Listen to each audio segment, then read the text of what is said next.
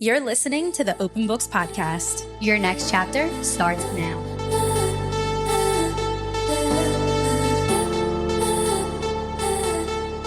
This podcast is brought to you by QNA Network. Hello, everyone, and welcome back to the Open Books Podcast. This episode, we're going to dive into what everyone's talking about. Literally. It's on every FYP. Literally. That's every For You page, and that is Love Island USA, to be specific. Welcome back to Love Island USA. Welcome back to Love Island. So, yeah, we're pulling you all in for a chat. It's time. Yeah. Can I pull you for a chat? Can we pull you for this chat? Because there's so much to say. But wait, I think there's actually something else we need to address. Yes, we do. We need to address to our listeners because we left a little cryptic message on our last episode. Yeah, where have we been? We were like, we'll see you guys later. And now we're here. So we are here with QNA Network. We just joined their network. We're so excited. We're in this big, beautiful new set. So we're going to be recording a lot of our episodes on QNA Network now. So we are so excited to be here. And that's what we wanted to announce to you guys, that we're on to even bigger and better things in this second half of our little journey. Because we've been doing the podcast for 2 years now, which is just crazy. Our little baby's turning into a toddler. It's turning into a toddler, literally. And we've self-produced everything, which we're very, very proud of. Yes. But it's kind of nice to just be here and just like show up looking cute and fabulous. I know. And Do y'all see how like the first time who are these girls? Because this is not who I've been seeing. Shout out Bailey for doing our makeup. Yes. Because I'll never go back now. Have eyelashes on. Like we had to come in full glam for our first episode with Q&A. Looking all flying. So now we know, now you guys know what our little secret was, and that's we're here with a network and we have a lot of excited things coming. So we're very excited to be here. Yeah. Love Island USA season 6 was probably one of the biggest seasons of Love Island. Definitely of Love Island USA. Love Island USA, hands down. Yeah, but maybe even all of Love Island as a whole, because that season just popped off. It took America by storm. And I think that, you know, it was very hard. It's going to be very hard to live up to, is all I'm going to say. I was nervous going into Love Island season 7 because how do you like recreate the magic? Sometimes you just get the perfect mix of people in a cast, and that's what happened last year. Yes. So I don't know if we're ever going to recreate that, but at the very least, we're having fun. We're having a good time, and you know what? That's all that matters. It's all that matters. It gives us something to look forward to collectively as a country. Every night. Monday, Tuesday. I think they skip Wednesdays. They do. Thursday, Friday, Saturday. You will find us sat in front of our television. I'm sad. We're sad. We're not doing anything. Don't make plans with me. Unless it's going to be texting about Love Island. Unless we're texting about Love Island. I'm sorry. It just gives me so much joie de vivre, so much like zest for life to like clean my house. Like have a candle going, a fat ass glass of red wine, and like fat ass glass of red wine. I'm instantly just like good mood. Yes, it's just so much fun. And I know it's like, it's almost like Hunger Games. Like we're watching other people's demise as entertainment, but it is what it is. Love Island really is a social experiment. It's kind of nuts when you think about it like that. Like these are real people. Mm-hmm. And it's really hard to see them that way. So like disclaimer in this episode, obviously we talk about them like they're characters on a screen because like that it feels that way, but we know that they're real people. Yeah, I'm like, we're not here to hurt feelings. No. We're just here to like, we're just here to talk about it. Yeah, talk about it, and everybody else is. It's all over. So let us have fun. Yeah, and you guys have fun too. We're not mean girls. We're the nicest girls you'll ever meet. Just like Sammy Sweetheart says, I'm the nicest bitch you'll ever meet. Period. So let's just get into it. So let's start with a mess on the island of Fiji. Love Island USA is back, and they're here to fight, flirt, and maybe even throw hands. Like I thought for a second Huda was about to like throw some hands in that bitch, in that villa. Like no, like she was coming in hot. Run, Iris. Run, Iris, run. I obviously miss seeing Leah and Miguel and Rob. Like we'll see them again soon though. That's true, because they are coming out with that July 27th, am I thinking? Or is it sooner than that? I want to say it's sooner than that. Like, I think it's like the week of like the 13th, maybe. That would be awesome. Yeah, I can't wait to see them back on my screen. And I'm excited to see what's happened with our guys outside of the villa, Yeah, with I our little know. sim characters. Our Sims. But let's just maybe get into the cast list. I think since we made this cast list, we've only had one other bombshell come in, and it was the girl from last night's episode. So Andrina. Yeah, let's do it. So we have Amaya Espinal. Okay. She's 25. She's from New York City. We have Ace Green. He's 22. I didn't realize he was so young. Wow, he's young. From Los Angeles. Well, that's when Shelly said you saw breast milk on your face to him in that first episode. You're right. So he's 22 is pretty young. 22 is young. Austin Shepard, 26, from Northville, Michigan. Charlie. R.I.P. Charlie. Charlie, we love you. We miss ya. This last name, Giorgio. Okay. How old is he? Y'all, I'm butchering these. I apologize. 27, from 27. Orlando. No, Birmingham, UK. I was going to say, he's not from Orlando. He's from Birmingham, UK. Okay. We have Shelly, 27, from Orlando. She seems like she's 27. She gives 27 energy in like the best way. Yeah, she seems like she's got that like 27 like She seems emotionally mature. Yeah, like you know that click that happens when you turn 27? The shift. Hers has happened. Hers has happened. Yep. We have Sierra. She's 25, from Arizona. Hannah, 23. She's from Arizona. Hannah, I have a theory on Hannah. She's very much 23. Hannah just wants to have a good time. Hannah just wants to get it on. Hannah went to like a private school and was sheltered. She went away to college, and now she's like letting her freak flag fly. And like, good for you, babe. Yeah. Do it. Have fun, love.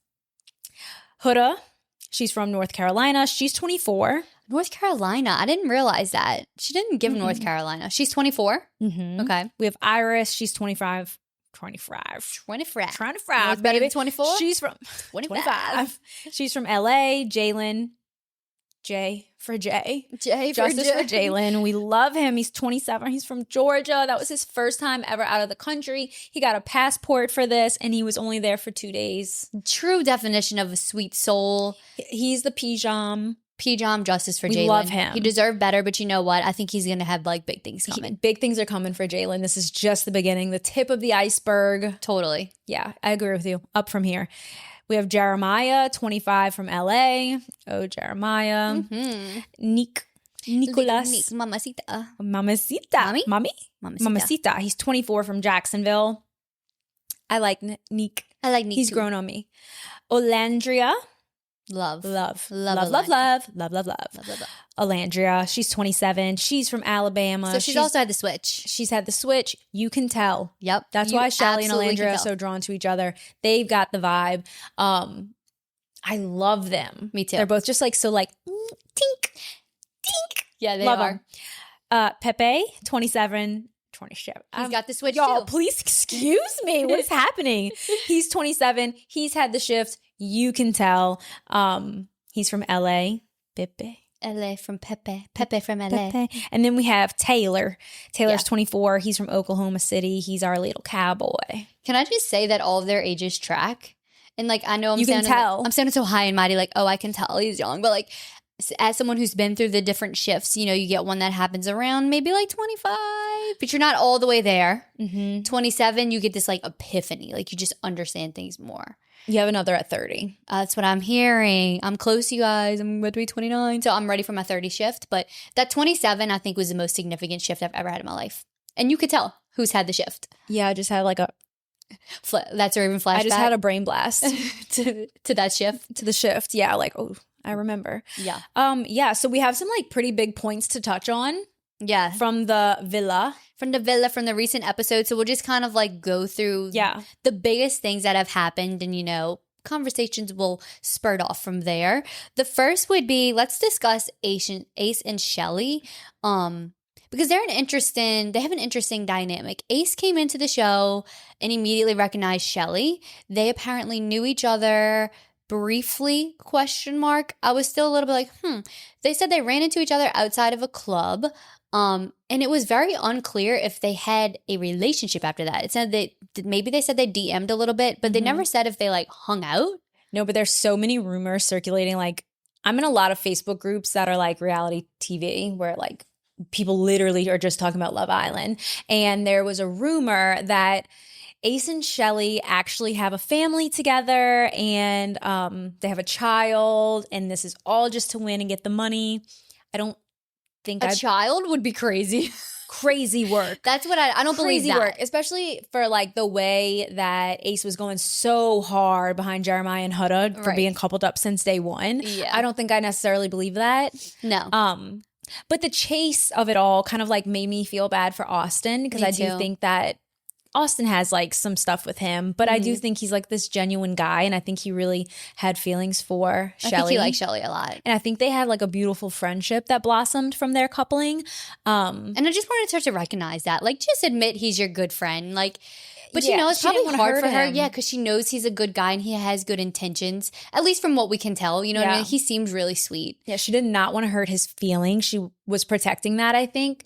But Ace and Shelley, I think, were meant to be in a couple together. I do like see them. Yeah, and you know what? Like, even if they knew each other, whatever, fine. I like them together.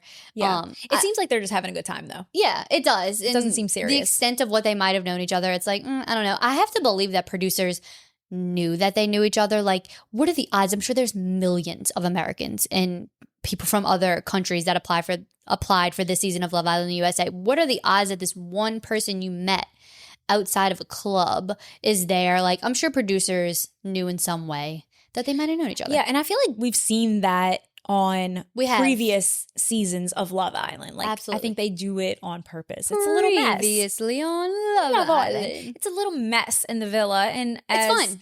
As the viewers, like, we're eating it up. Yeah. They do what they do for the views. Totally. So that kind of leads us into Austin and Amaya, because yes, Shelley finally let go of Ace in that challenge, which was, or the game that was the locked door game, which was really intense way to couple people up. They're like bringing out all the stops with the coupling, recoupling. And their budget must be so insane. Because of last season. Because like even the games of it all, like their props are better. Their props are intense. Intense props, intense like setups and scenes. Like, I feel like... And that's what makes the show like so visually pleasing to watch. Correct. Like, I want a high budget Love Island. That's why I'm so drawn to the UK. Because it is so high budget.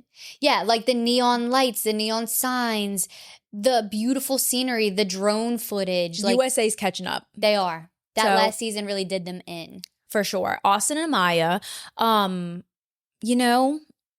And we could just talk about Amaya as a character here too. I thought, so I first, when she came in, I saw somewhere someone said that Amaya is a casa girl. Yeah. Like, she's not like a main villa girl. I can see that. I see that. And I thought that she was really putting on for TV. And as the more time goes on, like, you don't really see her like chill. She's always like on one. So I think that's just her personality. I think that's what it is too. Which, like, she's grown on me significantly, but I think, you know, like everyone, like everybody can be a little annoying. I just think she's a little annoying. I think she might start to really annoy Austin. Yeah, I could kind of see that in this last episode that he's like, But you know what you said that's so true just about Love Island in general, and why I think the show does so well is you have so much time with the people, unless they get kicked off, obviously, but they grow on you. Yes, like, and then you start caring about all of them. And then you care about, and by the end of it, you feel like you're part of their little family, because you can be introduced to a person and really despise them in the beginning, but as each episode goes on, you get to know them a little bit more, and that's what's fun about it. It is. Like, yeah, Amaya really, I was like, absolutely not. When she first came in, I was like, no. I'm thinking no. See what I needed to see. I've had enough. To be fair, I felt that way about Austin, and I'll say it. It has to be said. It has to be said. I literally, like, when Austin came on, oh, please forgive me, because I love you so much now. Yeah. But I was like, no. It's not giving. This is how I felt about the cast in general. I think I've like really said, yeah, like the first episode when it ended, I was like, this cast is weird. Like, the vibe feels off. I was saying that up until like a few days ago. I was like, there's just something off with this cast. It doesn't feel like Love Island casting. Y'all, we're banging our heads into these microphones. Ate this microphone. You might hear that. You're gonna have lipstick all over the microphone, right? Oopsies. It just didn't feel like Love Island. I think we're on day 13? 15 or 16. 15 or 16. Yeah. Now I'm like, okay, like I guess this It's starting to feel more it's starting to feel more like Love Island. But I was like, how did Austin get casted? Like, he just didn't fit. I hate to even say that, like, fit the mold or like the Love Island type.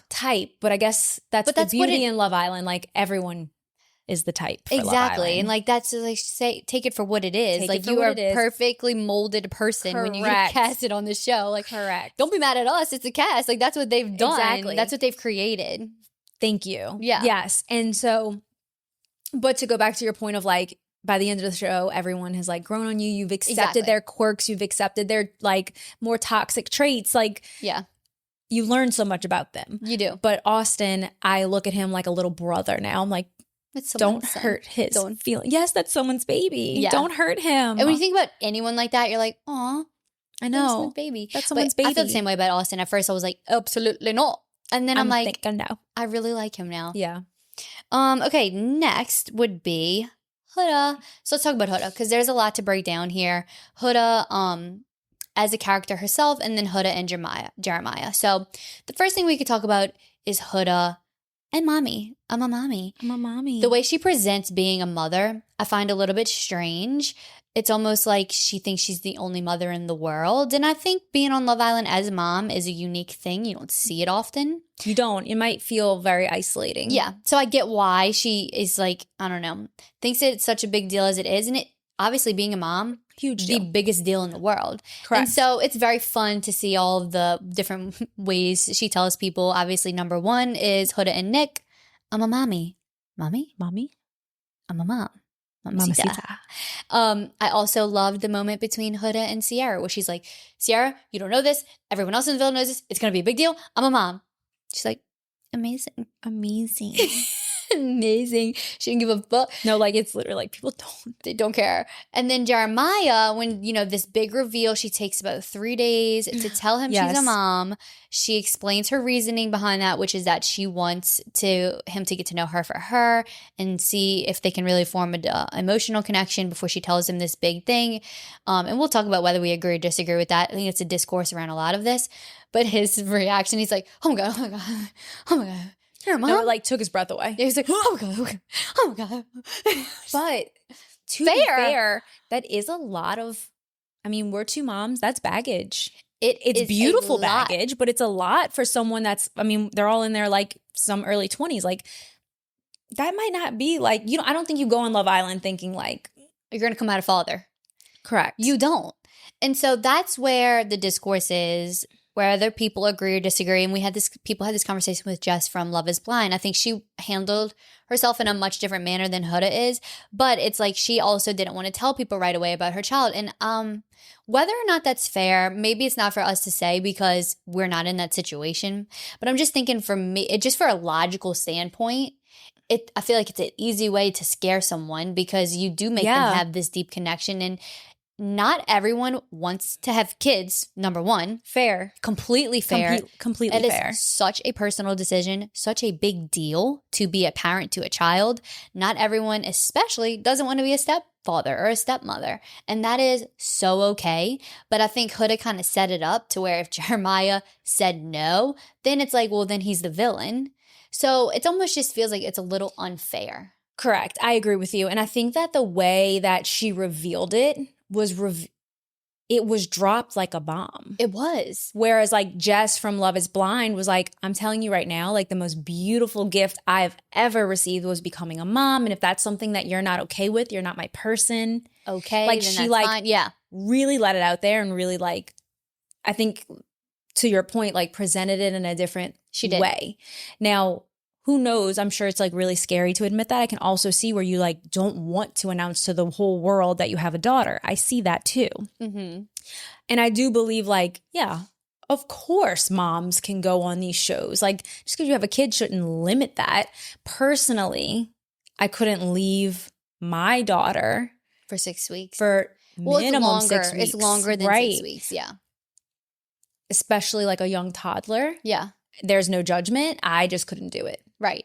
And that's how the topic I wanted to point out is leaving your child to go on Love Island. Okay. Again, no judgment. Everyone, parents differently. And I also see the side, and I remember feeling this way about Jess from Love is Blind of, yes, you're leaving your child, but will this lead you to have better opportunities for your child in the future? She can become a famous influencer and make so much money. You can provide. And provide for your child.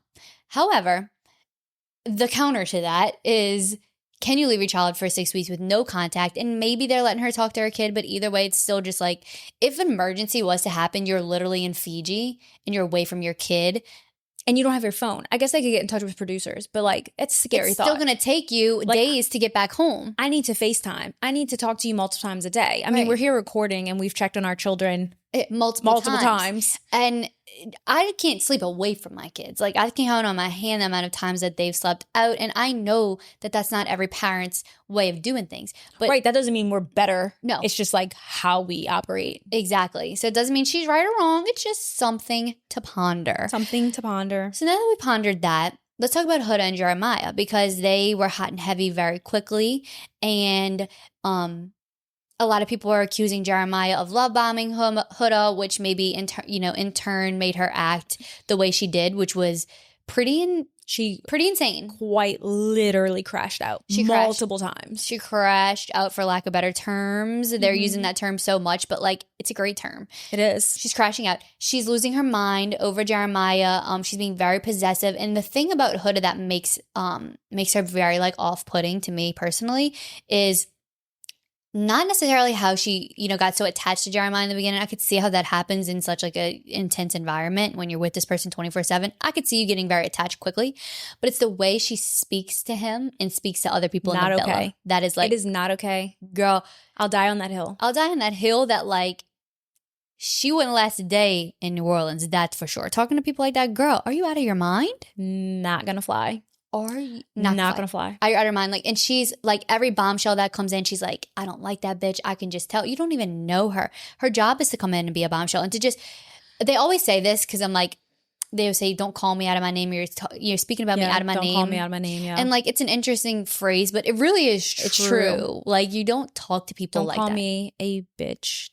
Because I'm coming into the show just like you did. I have every right, just like you did, to explore those connections. Like. That's what bombshells do. Like, the whole point of the bombshell is to like shake up the couples. Yeah. If not, they wouldn't bring in bombshells. Right. I think that where I land with Huda, because like I still am like, okay, she's a person, and like clearly I don't think Love Island is the show for Huda. Mm-hmm. I still like, yep, she's gotten some chances to redeem herself. I don't think she's emotionally in control of her emotions enough. That's what it is. In the villa. I don't know what she's like outside the villa, but clearly like she was spiraling. Yeah. I don't think this is her show, and I still don't think this is her show. Yeah, and I think that the right move would have been for her to get kicked off instead of Jalen. But I think people were, I don't know, they do have scared. Yeah, and they have this type of like loyalty to OG members that happens a lot. But at this point, Huda is clearly terrorizing the villa, and she was making everyone around her feel uncomfortable. Yeah. And they still chose to keep her, which I find interesting. But I mean, like, just Iris saved her, but the night before, Huda is like secretly talking about Iris, being like, she's always like, she's a girl's girl. I think they're going to show that. I think they'll show that line. She's a girl's girl. I'm a girl's girl. And then I think at movie night, they're going to show all of the things that Huda did that was not being a girl's girl, like pulling Pepe for a conversation without talking to Hannah first. And Hannah was the first one to check in on her. So also what she said about when Amaya came in and she was like, I just don't like her. Never met the girl in her life. I'm clocking that for Is that clocking to you, Huda? I'm clocking that for movie night. Yeah, me too. You know what? And like, Huda has provided so much entertainment this season. So I'm not complaining about it. I'm just like, she needs to take a step back. She needs some help. She needs some help, yeah. Yes. Okay, next topic is Hannah. Speaking of Hannah. So I agree, Hannah's very much 23. I think she came on the show for a good time. I think that she did really like Charlie, but what I was not expecting was Hannah's crash out when Charlie was voted off. What did you think about that? Her extreme waterworks, her sobbing next to his picture. I think that was real. Me too. I do. Like, I think that was genuine. I don't think that was like that. No, that was like intense. Like, I don't think that she's an actress, and like that came from somewhere. I think she really liked Charlie, and I think she realized she really liked Charlie that night. Yeah. It was like a little too late. Because she was like making out with Pepe in the speakeasy right before then, like yeah, a little like hot and heavy. And then I started to kind of clock Hannah's almost like getting turned away from Charlie a little bit by little comments that she would make in her confessionals, because she was like, yeah, I don't know. I usually just like more assertive guys, and like Charlie's not my typical type. I'm like, oh, he's a nice guy. He's a nice guy, and that's not what she wants. She wants the chase. She wants Pepe. She was like going hot and heavy with Pepe in the speakeasy. And I saw somebody say, which is true, they were like, damn, Hannah, we sorry. We thought we were helping you out, like by voting like America. They were like, I thought that's what you wanted. I think that's what she wanted. Yeah. So now she had her moment. I like Hannah a lot. I do too. You know, another reason why she might have been just so upset is because she was like, damn, I actually did have a good guy, but I messed that up so bad. Like Charlie outside the villa. Yeah. Yes. I also saw, because we're talking about Hannah, but it brings me to Pepe. Mm-hmm. In one of the groups I'm in, I don't know. There's so many different things. Y'all, I saw it somewhere floating around the internet. I don't know. But it was like, I don't know. Maybe Huda is Pepe's type, because he had like TikToks that were like, I want to marry you on the third day, like Latina hot body, like, yeah. What if that switch up happens now? It would be good TV. But he very much was like, basically telling Huda he's not interested in the last episode. Well, that was a big yikes for me. And you know what? It's Huda's own fault, because I'm sorry. What man is going to want you just made yourself look like so hard to be with, so insufferable. Even if you're beautiful, even if you like, don't act like she's gorgeous. Even if that's not how you are outside the villa, you have like, no one wants to deal with that in the villa. Like, that's scary, especially when that was after a week. Oh my God, she was being scary. Yeah, but she's so beautiful. Though they all are. Like, we're talking about the Love Island mold. Yeah. Like, that, honestly, you can't even say that because they're all so beautiful. You think Jeremiah's a bullshitter? Okay, let's talk about Jeremiah. Honestly, no. Question mark. I mean, I'm starting to wonder about him now a little bit. Well, we're seeing more of his personality now. Yeah. He was so like in... I know they weren't in the bubble off, with Huda. Like he was in the Huda bubble, that he wasn't like really contributing anything in his confessionals. He was just like Huda's partner. Yeah, like it was just like Jeremiah and Huda. But I feel like now we're getting more of Jeremiah. Mm-hmm. But like, if you know you're going to win $100,000 at the end of it, like who's not trying to play the game? I think that like... Well, he said that one little comment that I think really threw a lot of people off when Huda tells him about the baby or her daughter, and he's like, if we really win this thing, and like that threw a bunch of red flags in people's minds, because he said the word win instead which is like if we really form a true deep connection. Yeah, that was like a rookie mistake, Jeremiah. You never say that on live TV. Obviously, everyone there wants to win $100,000, but you don't say it. But you came here for love. Da-da-da. You don't break that fourth wall by saying that. So I think like he should have just looked at the camera. Yeah, that was a mistake on his part. But here's the thing. I like seeing the way Jeremiah handled his situation with Huda. I do think he's a good person.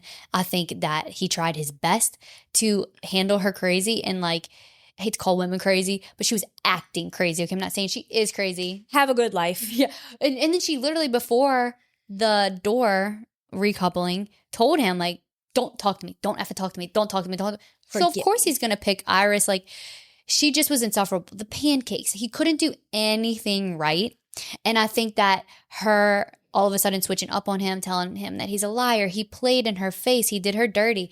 It's just not really true. Like, I think he just did his best to keep up with you. Agreed. And you wouldn't let like him win. So I don't know if he's like, I don't know, a complete fraudulent person.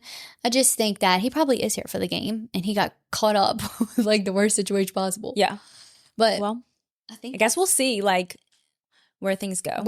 I'm excited to see if him and the new bombshell get together. I think they will. I think they will too. I mean, the biggest things were the Huda crash out. The last episode with Meg Thee Stallion was more of like a little fun, breath of fresh air, with the dancing and the twerking and the booty. It was fun. It was fun. And I haven't really seen the last episode with the food challenge, but I'm like kind of fine. It's a milk challenge. I can kind of like tell you. Please tell me. So they start out with like a wheelbarrow race, and then a pail of water. No, that would have been actually tolerable. A pail of milk like falls over on top of them. So gross. Then you have to bob for an apple. And it has like a picture of the other islanders, of the islander you'd like to snog, well, kiss. Mm-hmm. And so they pick who they want to kiss. They come up, they're kissing like at the same time, the other person. And then you go to the udder and you milk the fake udder into your mouth, the guy. Then he spits the milk into the girl's mouth. They spit it into a pail. And then you reveal a question like, which islanders, blah, blah, blah. And then you vote, and then you dump the pail of milk on that person. And then, of course, you like go to the side and you like make out. After all the disgustingness, yes. And they're all like kissing each other, like, you know how the kissing challenges go. I think the things to highlight there, Huda had to pick a partner. She picked Pepe. Okay. Did they kiss? Well, obviously they did. Okay. And then she said that she forgot that you had to make out at the end. Oh, she forgot. After she was like one of the last ones to go. Right. Because she was a single islander. After she watched everyone else do it. Exactly. Sounds like so that went down. And then like Andrina. I think I'm saying her name wrong. Something like that. Yeah. Beautiful person. Yeah. Yeah. We'll get to know her more. This is only first episode. So and then she picked Jeremiah? Nick. Oh, Nick. Okay. And then she picked Jeremiah to kiss, I believe. Yeah. So it's just interesting. So I do wonder, that is interesting. And I wonder, like, who is Love Island catering to with these food challenges? Because it's disgusting, and I could literally go another day without. I could go with I can go forever. Yeah. Never seen another food challenge. Yeah. I wonder who that's catering to. These freaks of the world who like those types of challenges. They're really nasty. I know, like spitting the milk into. I think it was real milk because they were like, you stink. Like, ew, yeah. They were like spoiled milk. The last season for that challenge, it was like chewed up hot dogs with ketchup. Like, it's the 4th of July. Disgusting. So I'm like, can we like get rid of those? I think there's other ways to make the Islanders kiss versus that. Yeah, like the UK doesn't do that. No, I don't think they do. It's a USA thing. It definitely is. Well, I think that's it so far with Love Island. But I'm thinking like we can do another one of these after the next batch of episodes. Absolutely. There's probably like 2 more batches we could do. There's like 30 episodes usually of Love Island. So the next time you hear from us, we'll probably be covering Casa. Yes. And then the finale. Perfect. Yeah. I think that's a good way to plan it. Like all the episodes leading up to Casa more, and then the fallout of that to the finale. Yeah. It's perfect. Well, thank y'all so much for listening. Of course. This was such a joy, such a treat. We've been holding this in. We love it. Again, slide in our DMs. Tell us your thoughts. Text us. And we are interactive on our Instagram about Love Island, and everybody's like always in and out talking about the characters, the players, the craziness. So follow us there at Open Books Podcast. TikTok is the Open Book Podcast. And now you can watch this whole video on YouTube at QNA Network. So thank you so much, QNA. Tink, love you all so much. Love you. And see y'all next time. Bye. Bye.